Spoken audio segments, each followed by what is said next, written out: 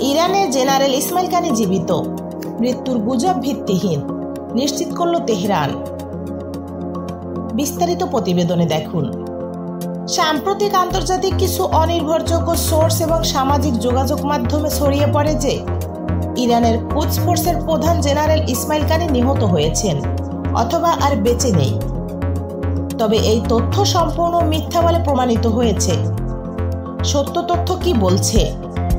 ইরানের রাষ্ট্রীয় বার্তা সংস্থা IRNA এবং সংশ্লিষ্ট সামরিক সূত্র জানিয়েছে, জেনারেল কানি সুস্থ ও সক্রিয় রয়েছেন। তিনি বর্তমানে তার দায়িত্ব যথারীতি পালন করছেন। গুজব ছড়ানোর কোনো উৎসের নাম প্রকাশ না করলেও ধারণা করা হচ্ছে এটি ছিল একটি পরিকল্পিত তথ্য বিভ্রান্তি ও অপপ্রচার। জেনারেল কানি কে? ইসমাইল কানি হলেন ইরানের Islamic revolutionary guard corps IRGC এর কুদস ফোর্সের কমান্ডার। তিনি 2020 সালে কাসেম সুলাইমানি মার্কিন ড্রোন হামলায় নিহত হওয়ার পর ওই পদে দায়িত্ব পান। কানি মূলত মধ্যপ্রাচ্যে ইরানের প্রভাব বিস্তার, বিদেশি মিশন ও মিলিটারি স্ট্র্যাটেজি পরিচালনা সক্রিয়। কেন ছড়ালো এই গুজব?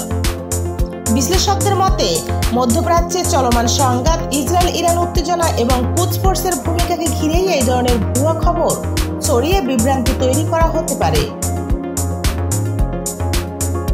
এটি হতে পারে মানসিক চাপ তৈরির একটি প্রোপাগান্ডা ট্যাকটিক্স। এই ঘটনা আমাদের আবারও মনে করিয়ে দেয় সত্য যাচাই করা কতটা জরুরি। গুজব নয়, সত্য তথ্য ছড়িয়ে দিন। আপনাদের সাথে আছি BIM নিউজ। আপডেট থাকতে সাবস্ক্রাইব করুন আমাদের চ্যানেল।